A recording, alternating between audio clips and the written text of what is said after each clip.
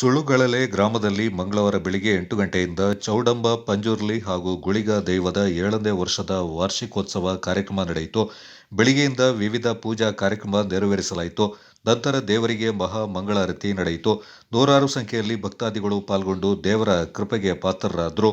ಪ್ರತಿಷ್ಠಾಪನಾ ಪೂಜಾ ವಿಧಿವಿಧಾನಗಳನ್ನು ಪಂಜದ ಲಕ್ಷ್ಮಣ್ ಹಾಗೂ ಗಂಗಾಧರ್ ಹಾಗೂ ಸನ್ನಿಧಿಯ ಅರ್ಚಕ ಲಿಂಗಪ್ಪ ಯೋಗೇಶ್ ಅವರು ನೆರವೇರಿಸಿದರು.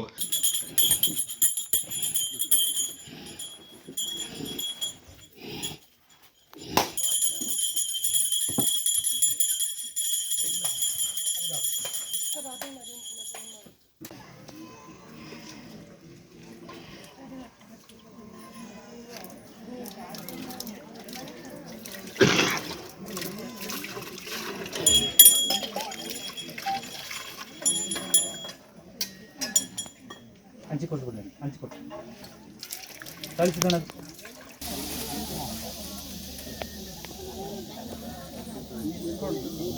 ಕೃಷ್ಣಣ್ಣ ಅಲ್ಲಿ ಹೋಗ್ಬೇಕಂತ ಕರಿತಾವ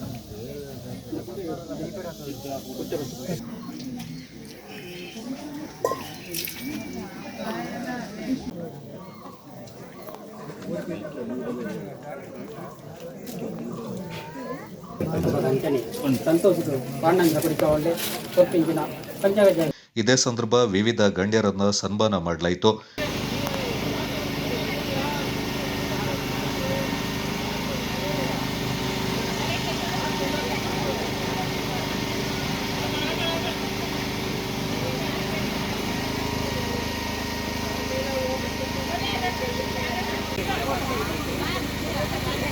ಚೌಡಂಬ, ಗುಳಿಗ, ಪಂಜುರ್ಲಿ ನಾಗದೈವ ಈ ನಾಡಿನ ಕೆಲವು ಕಡೆಗಳಲ್ಲಿ ವಿಶೇಷವಾಗಿ ನೆಲೆಸಿದ್ದು ಭಕ್ತರ ಕಷ್ಟಗಳನ್ನು ಪರಿಹರಿಸುತ್ತಾ ಇದೆ.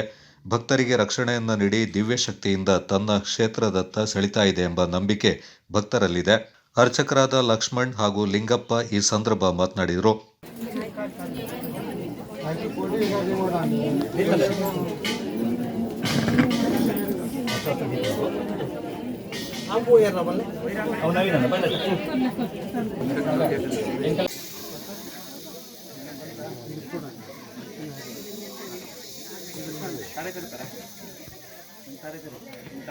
ತುಂಬ ಜನ ಬರ್ತಿದ್ದಾರೆ.